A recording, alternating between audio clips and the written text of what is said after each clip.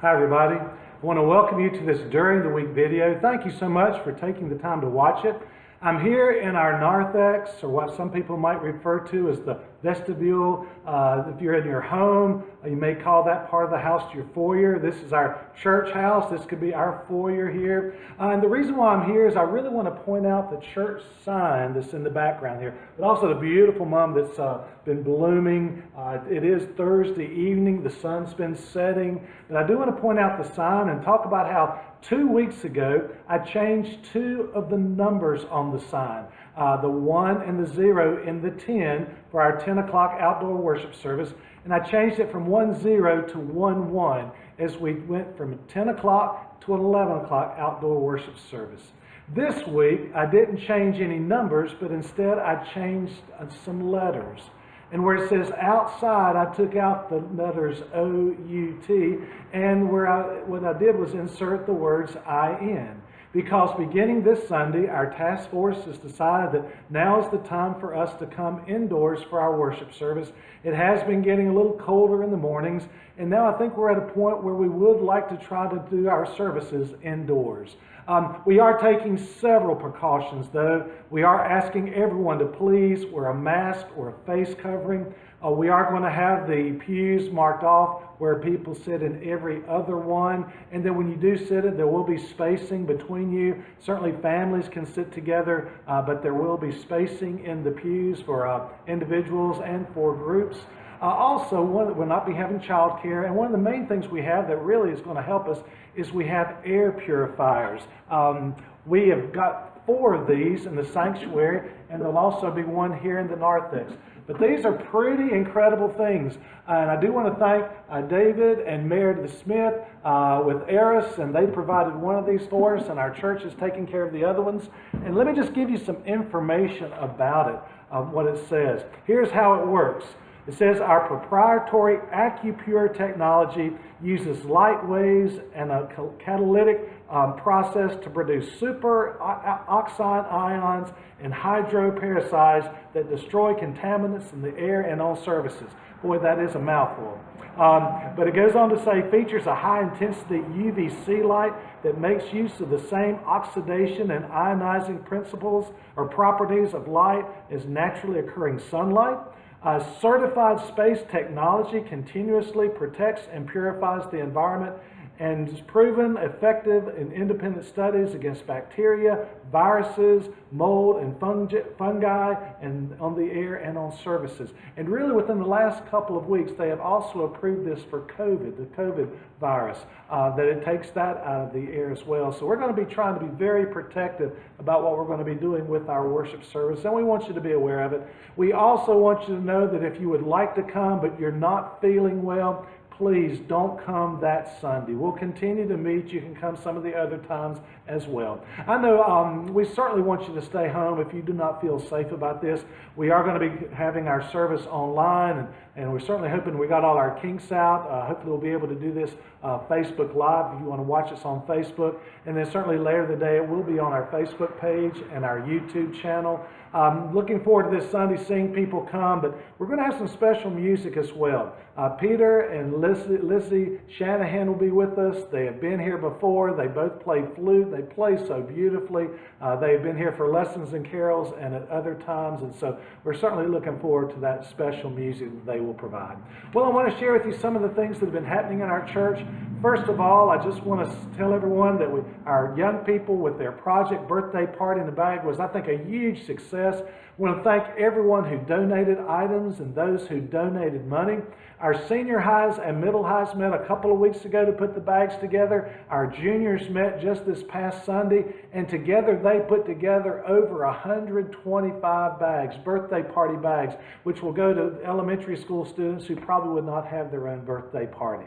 I want to let you know that this Saturday our preschool has its Touch a Truck fundraiser here in the parking lot of the church between 10 o'clock and 1 o'clock. There will be service vehicles, construction vehicles, first responder vehicles for children to come and touch and explore. So it should be a really great event. We certainly want families to come. We are charging for the children since they'll be doing all the touching. There's only $2 for them just to explore it, and for the adults it's free. Our preschool will also be selling hot dog meals with a hot dog, chips, dessert, drinks. I'm getting kind of hungry thinking about that. And it'll be $5 for each meal. So I hope you'll come and support our preschool. They can use some help right now. They're needing some candy, if you can provide some of that, individually wrapped desserts, and we're also looking for people who might can, there's one other thing, canned drinks. Yes, you got to have something to wash down those hot dogs. Also, just want to let you know that the Circle of Joy continues to accept funds for the Moravian School in Tanzania. Got one of their posters right here, just some great pictures. It talks about the orphans that they serve and how the money goes toward them. And our Circle of Joy have been doing this for a number of years. I know they would greatly appreciate your support. This Sunday is the last day to get your funds in. If you have any donations, please give them to Sue Gentry. If you want to write a check, please make it out to the Circle of Joy. Also, speaking of giving, this Sunday is November 1st, the first Sunday of the month. We are going to be receiving a special offering for King Outreach Ministries, so please, if you're here, I hope you'll support that. And also, you can also mail your offering in as we do the other ways. You can mail it in or just bring it by the church office. We'll make sure it gets to King Outreach Ministry. I want to let you know that beginning November, we are going to be making available free wills and healthcare power of attorneys and power of attorneys through Mama Bear legal forms. In your newsletter and an upcoming email as we begin the month, there will be a way of how you can get online and fill out those forms. Certainly thank all the people who have responded. And if you did not respond and you still want to take part in it, you're more than welcome to. I want to let you know that our church council will be 2 weeks from this Sunday, on Sunday, November the 15th. It will be at the end of our worship service. We will be sending out reports, so we'll answer any questions that you might have about them. We're also needing maybe a couple more nominees for our elders and trustees, so if you are interested, please let us know. We're also looking into a Zoom study on Moravian history and Moravian theology. We've been talking to the Reverend Dr. Riddick Weber, who is a professor at our Moravian Theological Seminary, who would lead this. Right now, we just want to make sure that we have enough to do it. So please check our church email, also our Facebook page. There's a place where you can take there's a survey. It gives you more information, kind of gives you an outline of what the study will be. Also lets us know if you would be willing to take part and when you can do it. We're going to try to make it convenient for as many people as possible. Just also kind of want to let you know now some of our two more things that are very important. These two are coming up on Saturday, November the 7th. One is a church work day, and that begins at 8 o'clock. And the purpose of the work day is to remove the trees behind our picnic shelter. They've kind of been causing some problems through the years, especially with the root system going under the picnic shelter. We're going to take the trees out, so if you can help, please come. Also, later in the morning, our senior highs invite you to come to the playground where they are going to be planting a tree in memory of Walt Justice. Walt passed away a few months ago, and the senior highs think this is just a wonderful way to remember him, and that will be held at 10 o'clock. I want to share with you some of our prayer concerns. Certainly a prayer for joy for Patrick and Erica Nail, who welcomed a new baby into their family last Saturday. His name is Logan. Erica and Logan are home now. So we certainly thank God for this new life that has come to them. I've learned this past week that we've had a couple of our members who have been in the hospital recently. Bonnie Tomczyk has been one. Back toward the end of September, she had a brain aneurysm and suffered a stroke.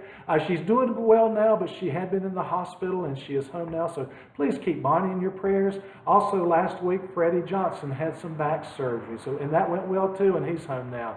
So certainly keep both of these in your prayers. And also continue to pray for Ken Campbell, who has also been in the hospital. Continue to pray for Jennifer Dunn. Jennifer continues her radiation treatments. She'll be doing this for the next several weeks. It was great. We got to see Jennifer last night at our task force meeting, and what a joy that was. But certainly please keep her in your prayers. She's still going through a lot with that, but it was great to see her. Dane Heath asked that we pray for his stepdad and his mother, Charlie and Nancy Miller, who are dealing with some health problems. Mike Handy asked that we pray for a 6-year-old that he knows about. Her name is Lucy Seach. She has a tumor on her spine and brain, and just many people are praying for her. So please keep her in your prayers. Mark Johnson asked that we pray for two of his friends, Drs. Reed and Donna Spears. They live in Oxford, North Carolina. Mark was in dental school with Reed Spears. They're good friends. He has had some dementia-related symptoms which have gotten worse. And also Donna's father has throat cancer. So there's a lot to pray about for both of them. Other concerns about cancer, we've certainly been remembering Robin Kincaid's brother, David Sapp, who found out that he has pancreatic cancer. David Durham's brother-in-law, Mark Rogers, with prostate cancer that has spread to other areas. Let's also remember Sonny Grubb's mother, Bonnie Campbell. I found out that she has had a recent fall that resulted in an injured hip and pelvis, and she had been in the hospital, has already been in rehab. She is back at where she stays now, but she still has a long way for her recovery. Also, Kelly Norman asked that we pray for one of her friends, and you may know her also. Her name is Pat Atkins. She is in the hospital, and she has COVID.